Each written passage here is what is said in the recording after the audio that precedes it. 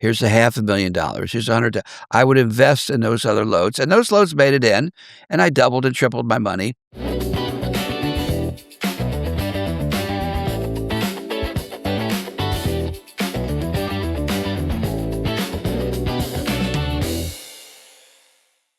Hi, everybody. Welcome back to Becoming the King of Pot. My name's Todd Dankin, and of course, with me, as always, is my criminal cousin. I love saying that for some reason. Bruce love hearing it. Perlowin, the King of Pots. Bruce, welcome back to yet another episode. Thank you, Todd. It's going to be a great story today partly about transitioning from Colombian to Thai weed. Yes, and we also have a special guest with us that we'll introduce in just a second. Before we do, though, we want to encourage you to hit the follow button and subscribe button right now. It's the really only way to ensure that you never miss one of our episodes. Well, let's get into the show and introduce, of course, the Cecil Rogers, also known as Cecil the Stager. Cecil was a big part of Bruce's organization back in the day. Cecil, welcome aboard, or should I say welcome back aboard?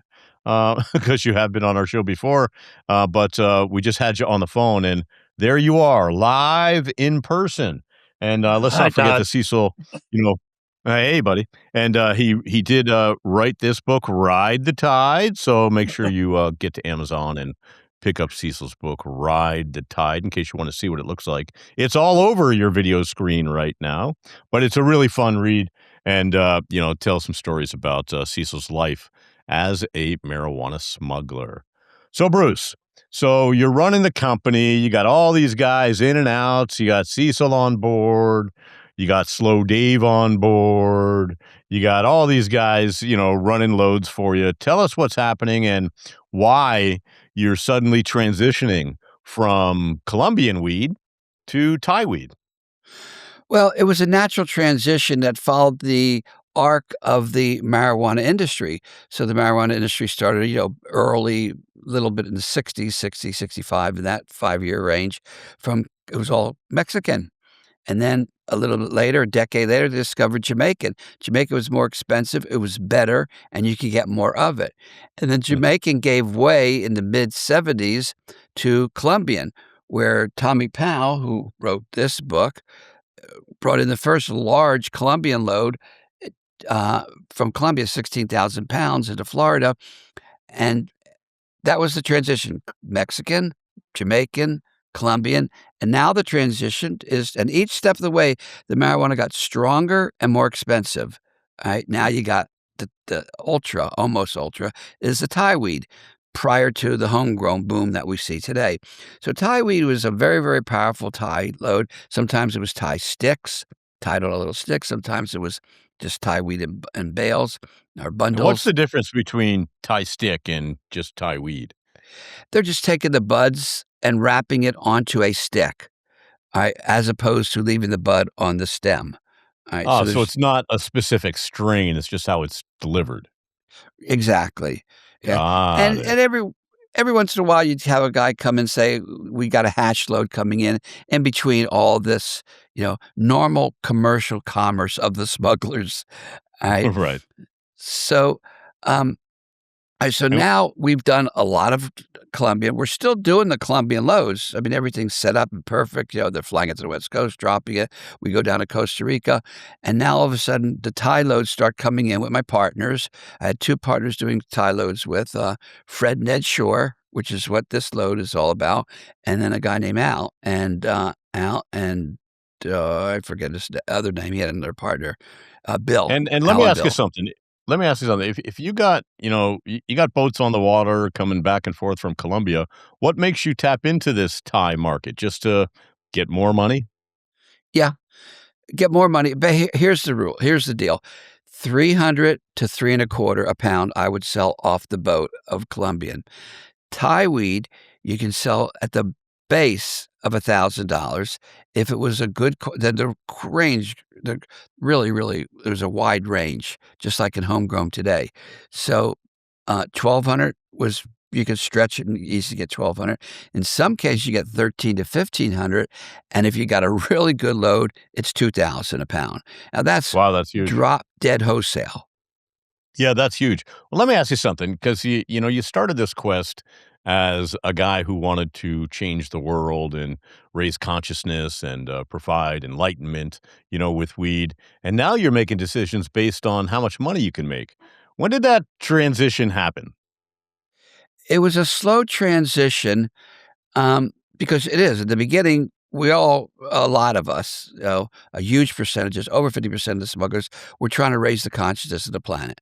Because marijuana does raise your consciousness. It gives you a different way of looking at things, a different perspective, and you have all the medical benefits, which we didn't know about then, and we knew it relaxed us and helped us take migraines away or helped us sleep, but not the way we know today.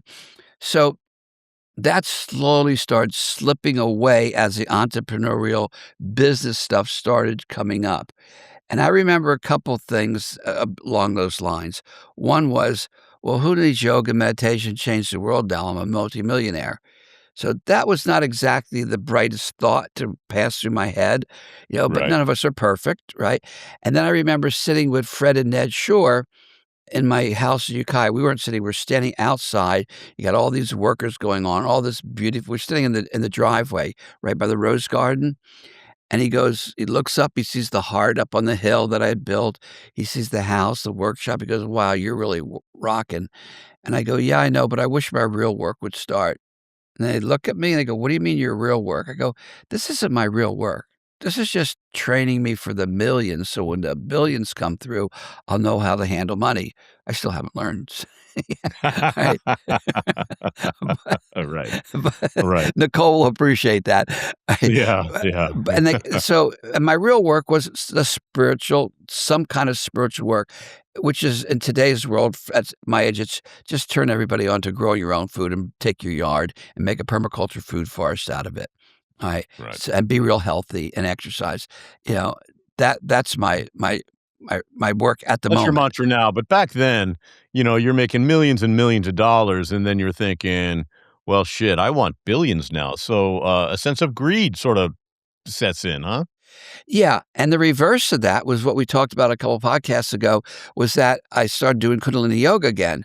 And so now I'm starting to, so this curve of the spiritual lifestyles being submerged in the entrepreneurial, I wouldn't call it greedy, but maybe greedy, materialistic side is Well, merging. you're setting up to be a billionaire.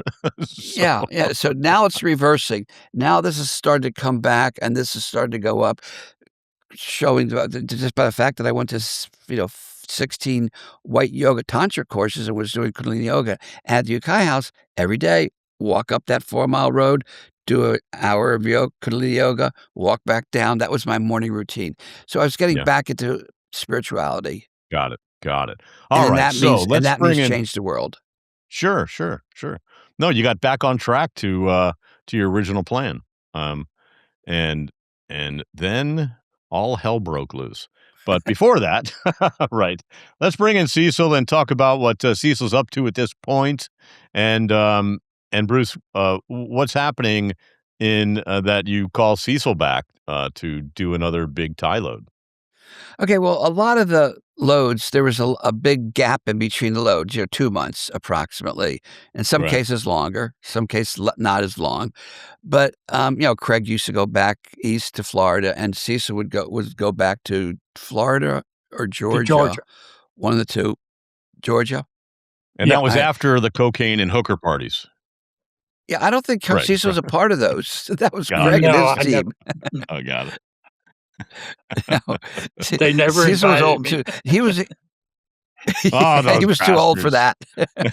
that. Plus, I And he didn't was do married. coke, or I didn't smoke pot, and I didn't drink, and I didn't. It was Oh, wow. I was dull, and so I was no fun. Yeah, it was just a business for you, right? Just a job. So, well, actually, more than a job, it's been his life for even before years before he met me. All right, so Cecil comes back out to California to do the next load, and we had a Colombian load and a Thai load both planned. And again, this Thai load was Fred and Ed Shores were the partners in that with me. And they had been my partners in most of the California loads. So now with that, I'll turn it over to Cecil to tell a story about. And by the way, just to put it in perspective, this was the third tie load. First, there was the second tie load, the offload at the dock, which was Dana smuggler Kelly talked about in the previous episode, and now the third load was in Bodega Bay. The second load is what we're going to talk about now. So Cecil flies back out, and I'll turn it over to you, Cecil. What happened after you Right, arrived? but before we start, Cecil, I just have a question for Bruce, is that how did you hook up with a Thai supplier, right? And, yeah, I know you didn't go to Thailand to go get the load. How did that logistically work, up until when now it's Cecil's job to go get the rest of it, you know? Fred and Ed. And this there's I never went to Thailand, although I did send Donnie to Thailand once, but that was so I had two sets of partners, Bill and Al, Fred and Ed. So this and they were in charge of the connection in Thailand. I was in charge of the connection in Colombia with Fred and Ed. They were in charge of the Thai loads for them and me. Right. Al and Bill were in charge for Al and Bill and I. Got it. Okay. So, you have this tie load scheduled. Cecil's back in town. Take it away, Cecil. Yeah, so when I, got back and saw Bruce and Slow Dave, and, I just, drove to, straight from California to Seattle and, hooked up with the people up there. Some of the people up there that, Bruce knows and Fred and Ned knew were some, crabbers, I think. They were stone crab fishermen from the southwest coast of Florida, somewhere down that way toward Tarpon Springs or somewhere like that. But there were a group of guys from there, Right. plus, what was that, the electronics guy, Glenn or whatever was out there, and, a couple more. Oh, and Mark, was there.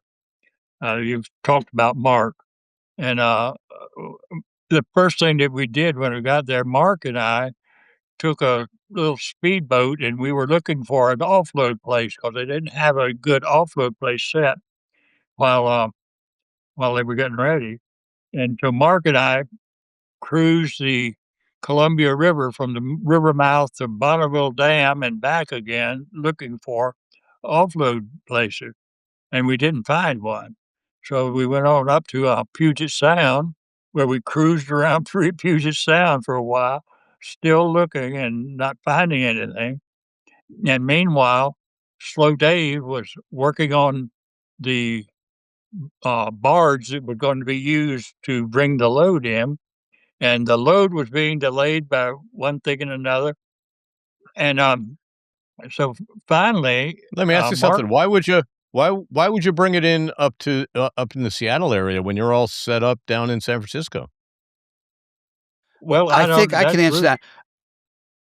Yeah, Yeah. I did not wanna interfere with a Colombian load that was coming up. Remember, we don't know the exact we do for the Columbia. We've been doing, 15 trips by now, 10 trips Right. in Columbia. Right. We know exactly the day that the boat's gonna come in. With the Thai load, it wasn't quite you never knew. It was never, ever an exact you have literally a 2-month window of when it could come in any one of those days. So we didn't wanna take a chance of doing 2 loads at the same time at the dock. Got it. Got it. Yeah, and, All right. So with a big you're looking ship for a too, place to offload. Yeah. How big? yeah, and, so finally, uh, I made some connections in Tacoma, and I found a warehouse right on the waterfront in downtown practically downtown Tacoma. I looked Wow. on, Google Earth anyway, it's still there, that same area. So I found this warehouse right on the dock, and it was a warehouse where they rented out space in the warehouse. It was one of those great big, uh, you know, pier-side warehouses like they have in San Francisco, huge building. And so they had various Sure. businesses stored equipment there and trucks and what have you. So that's what we hired. We rented a space in that warehouse, and it was just nobody came there very much, but anyway, they put the trucks in there, and, then, I another one of my jobs, I had arranged some people, my friends of my old partner from Marine Discounts in Fort Lauderdale, drove a moving van, and they lived in Atlanta. I contacted them. They made arrangements to come out to move the load from Seattle to Michigan. So I had them out, and we had the warehouse, and I took a month off. I really didn't have much to do, and I cruised around. I rode the ferries and went out to the islands, and I visited with Ernest Gann, the author, one of my favorite sailing authors. Had a nice vacation for a while with a few little things in between that I had to do. But, anyway, the load came and the barge wasn't ready. So with Dave, Slow Dave, with this 100-foot tug, went out and met the ship, and offloaded onto the tug. He packed all this 15,000 or 18,000 pound, whatever it was, into that tug somehow and brought it right And how big is into the Puget Sound. how big Huh? is the boat that brought it there? Oh, I don't know. It's probably about at least 200, 300 feet. It was small Wow, freighter so a type thing. big Yeah, barge, right, okay, yeah. yeah. And, anyway, Dave cruised in. It had to be a foggy night. He came right in Puget Sound, and Tacoma was way down at the bottom of Puget Sound, many miles from the entrance, and he drove that tug right up to that dock, and they unloaded it and, it got on 2 trucks and hauled it up to, a ranch near Snoqualmie and, stowed it in a barn up there. Meanwhile, I had met with the van drivers who chickened out on me. The husband and wife said they couldn't do it the day before when I went to get them, but they had their brother, the woman's brother. He was there, a guy I never met, and Oh, I that's was funny. had to do something. So anyway, I took their word for it that he would not eat, and we drove up to Snoqualmie and got to the barn, parked the moving van, and Wait, then wait, they you did that, Cecil? You did yeah, that? yeah, I rode with them. Mhm. And to and when we got up there, uh, they were weighing and inventorying the, um, the load and all the product, and, they asked me if I wanted to help load the van, which for 10 grand I was happy to do, and, so Oh, we yeah, loaded for that sure. van up. It was probably one of the most surreal, beautiful sights I've seen because this big old barn with these lights up in the ceiling. It looked like a movie set, with with an eerie movie set with dust Yeah, drifting through the lights and everything, and sure, people sure. Yeah. scurrying back and forth carrying packages. It was beautiful, but we worked a long time loading that. Well, first we loaded. We put uh, I don't know how many pounds, but probably about a third of a van load or a truckload on a truck that Mark had, and then we loaded furniture onto that truck, and Mark drove away with that truck to California with his part of the load, and then we put the rest of it on the, moving van, and, the guy drove away and drove all the way to, uh, Fred and Ned's place in Wisconsin or what, Michigan, and, all went well. It all came out really slick, and we all after, all was done, the loading crew, after we went and rested and got cleaned up, we went down to Seattle to the Pike Street Market, or near there, and had this slap up super dinner meal, with the whole crew and, the best food Nice. and the best wine. It was great. Yeah, yeah, yeah. So And, talk about I making that road trip from, Seattle to Michigan. I mean, are you Mm, paranoid? Are you thinking the cops are well, or are you making sure the that you're not guy that the speeding? guy Do you that did make a lot of stops? I mean, talk about that trip.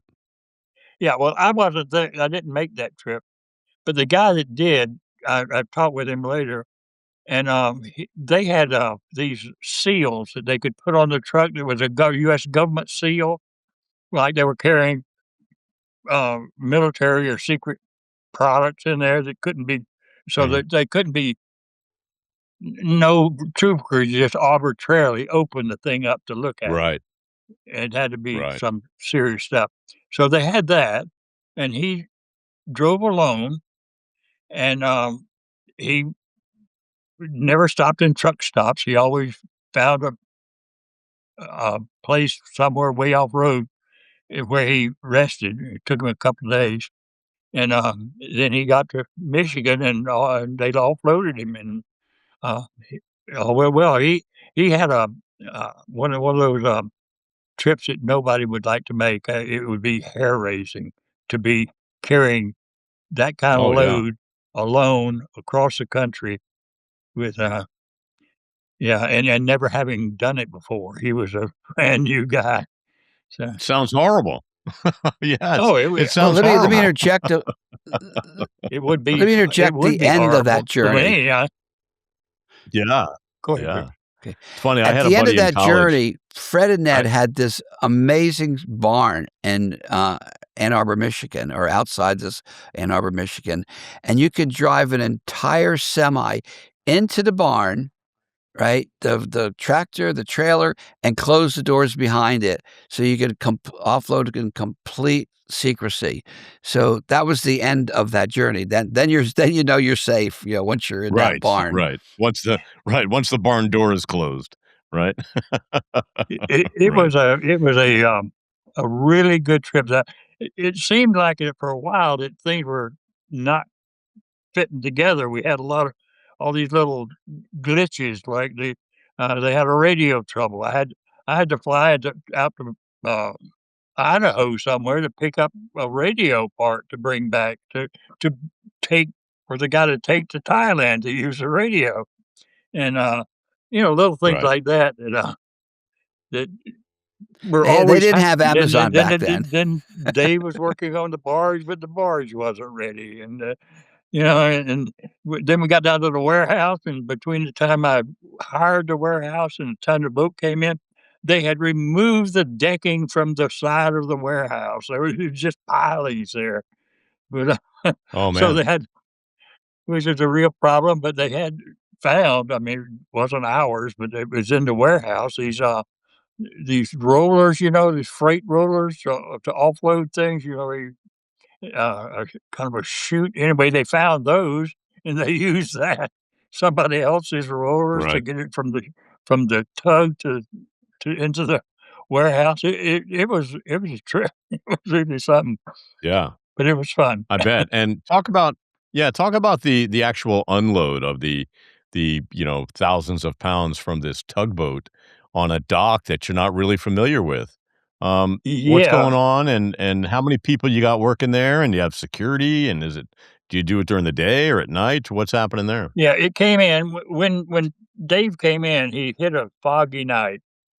And, so and Dave was an exceptional I mean, he was a professional tugboat captain. That's what he had done for many, many years, so he could handle it. Right, But he was in the tug by himself, and he came down, and Mark and, the offloading crew met them at the warehouse, at the dock, and, they improvised and they, unloaded him, into the trucks. And, we had, Were you there, Cecil? Were you there at the offload? no, I was not on the dock. I was I don't think Cecil babysitting was the ever on the driver. dock. Cecil was never on the that was not his position to offload bales. Like at the dock in San Francisco, he was on the up on the hill overlooking it, watching the only road in and out and just right. seeing if anyone's coming up the bay. So he was like more of a spotter, and another part of his. But I want to jump back to the heat that was starting to build up around us at the time. We were starting Please. to get investigated at this time. That's one of the reasons we took a second reason we didn't use the dock. One, Yeah. we couldn't tell what day it was coming in or even what week. But secondly, tell 'em about when you were at the motorhome and the FBI came looking for you Yeah, or well, there are DEA. 2 things happened that and one are well, I both told you about both, but one, there were some guys that were interested in the dock, and you were interested in subletting the dock or some unloading the dock, and, I went to meet you asked me to go meet with them and show them the dock, and I went over to Richmond and, met with these 2 guys, and they were hinky. I mean, I didn't like them at all. And I went back and told Bruce that I thought there might be heat, and, uh, and I didn't wanna deal with him, and he agreed, so they blew that off. And then, at the when I started to leave Bruce's house to head for Seattle, I went down to the I had been staying in the motorhome, and I went down to the motorhome to get, uh, my stuff, and I had remembered I'd locked the motorhome, but my suitcase and briefcase was inside the motorhome. But I knew I could get in through the driver's side window, so I broke into the place, went through the window, got my stuff, and as I was leaving by the front door, I opened the door and there were 2 guys standing there in suits, and, they said, "Are you Pete Bond?" And I said, "No, I'm not." And they said, "Okay," and just let me go. They didn't ask who I was, what I was doing, nothing. And so I just went and got in the car. And I drove straight to nearest phone booth I could find. I called Bruce and told him what was happening down there. Then I got back in the car and drove to Sacramento, changed rental cars, and then went to Seattle. Oh, that's But funny. And Well, Pete let that be a Bond's lesson, though. Well, let that be a lesson for listeners, right? If the FBI is at your door and they say, "Are you fill in the blank name?" Just say no, and you're good to go. exactly, it worked. I was astounded. Maybe they knew who I was, I don't and what Right. Yeah. Well, what was so funny is Cecil came out, and my first thing was, "Let's work on the dock," and for the Colombian load, and he said, "No, let's fly Pete out, and Pete'll work on the dock, all right, and do what Cecil does is while Cecil goes to Seattle." So Pete was in town. Was he staying at the RV, at the motorhome?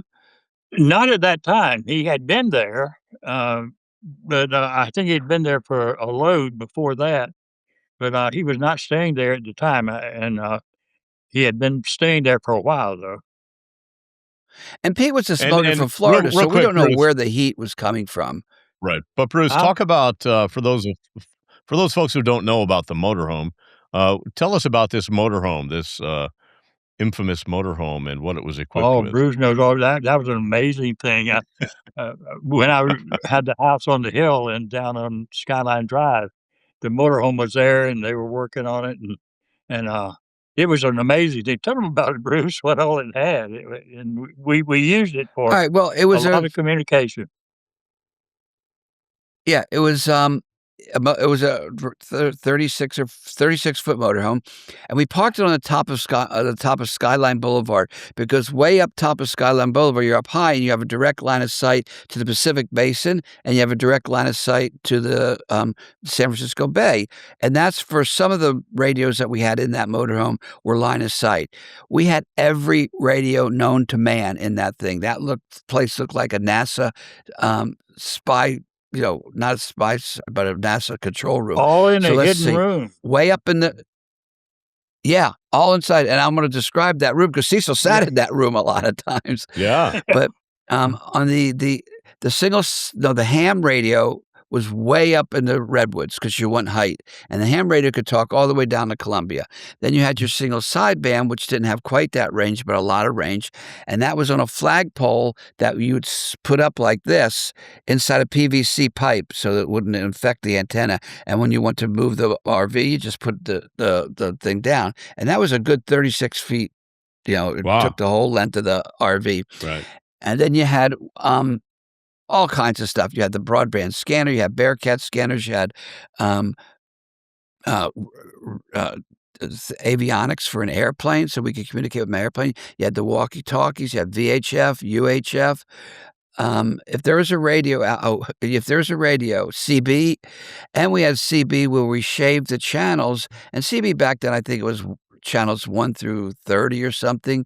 We could go in between the frequencies that nobody could listen, and we were recording everything that they were doing from that command post.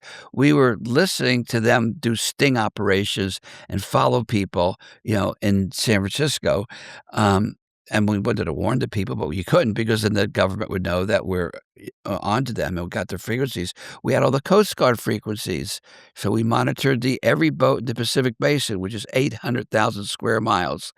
I Wow. and then as I said earlier in a podcast, we had a bunk bed, yeah, cabinet like this, and it would go down, and then you would sleep on this part of the bunk bed. Well, we modified it. We took the mattress off and it went down a little bit further, and those were the charts, the sea charts. You need about 2 or 3 of them across so that Cecil could track where the boat was.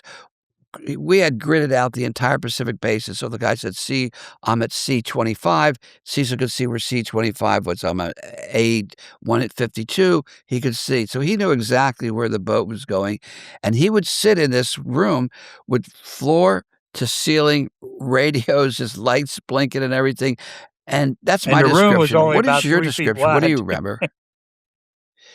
Yeah, I'm it sorry, was a sir. closet inside the Yeah, bathroom, it was, yeah. so It it Right. was was little. completely invisible. Had a So had was a there had a, room to sleep?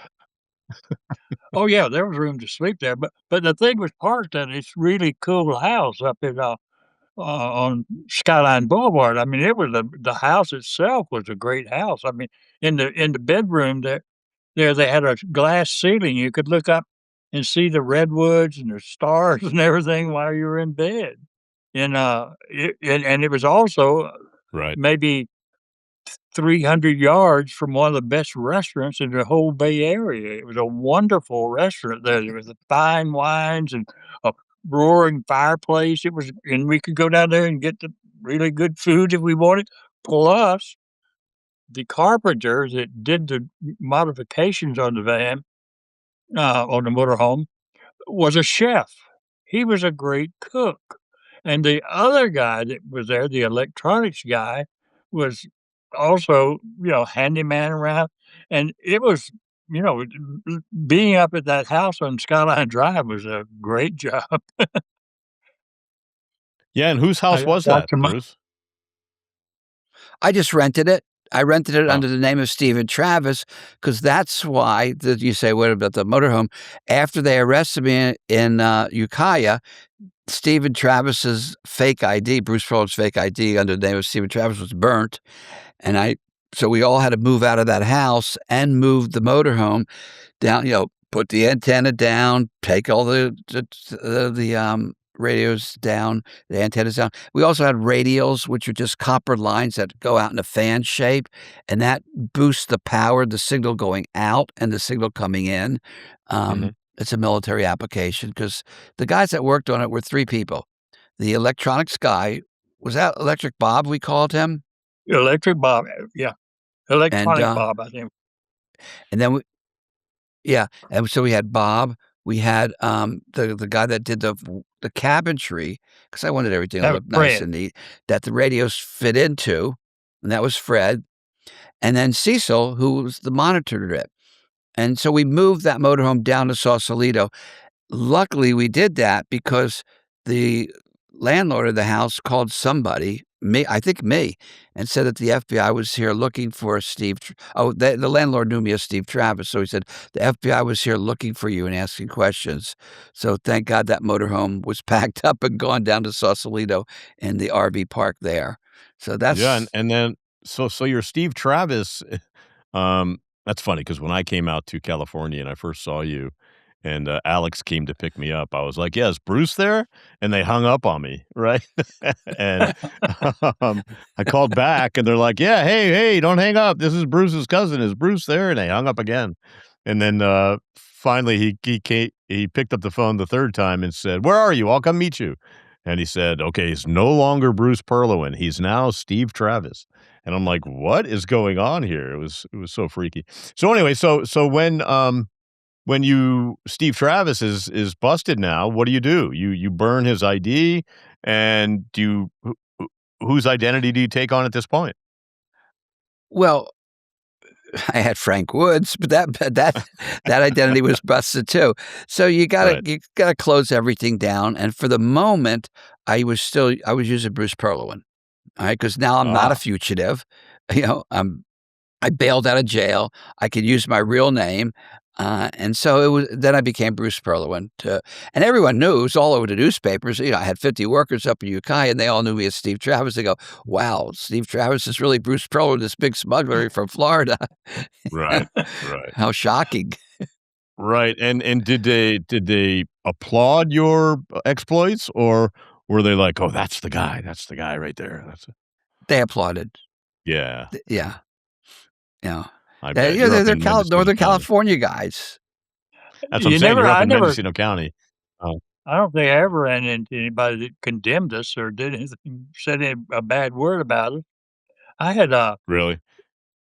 even after that tie load, I was back in Georgia and, s the guys that, uh, did the load who was that? No, the guys from some other guys from Michigan. Anyway, Fred and Ed called and asked me to meet some people in Panama City, and, they had a business proposition, which I was interested in, and I went to Panama City, met these, Fred and Ed's people, and, they wanted to get the name of the, van driver and the van, and, find out because they wanted to use him for a load, and, so Yeah, they paid me for the name of the guy, I mean, I wasn't really expecting them to give me money for it, but I gave them told them the name, and they gave me right, an right. envelope full of money. It was I mean, that was just part of the culture. Nice. Sure, sure. Well, Help you just somebody can't out, get get an any envelope truck full of driver. cash. You can't just get any truck driver, to go and drive a load of marijuana across country, so having this network was very, very valuable, and that also illustrates another thing about Fred and Ned and I. We were doing loads all over. I mean, the most we showcased a lot of them because I was involved in a lot of them integrally in California. But we were bringing loads into the Northeast and into Texas. Now, my sole involvement was, "Fred, here's a $250,000 on a 3-to-1 return. Here's a $500,000. Here's 100." I would invest in those other loads, and those loads made it in, and I doubled and tripled my money. Right. So believe I tripled my money. Yeah. So And you we were put a bringing in quarter of a loads million everywhere. dollars in. Right, you put a $250,000 in. Ed and Ned go and do the deal. How long does it take to get your, 3/4 of $1 million back? Well, 2 to 4 months.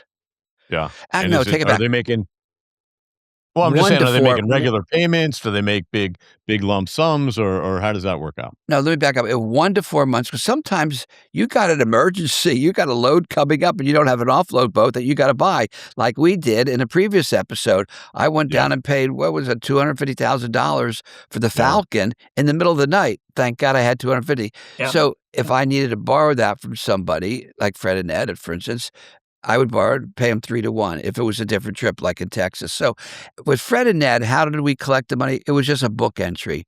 Okay, you owe me $350,000. We just brought in, because we're bringing loads in every 2 months, right? You yeah, just brought yeah, another load.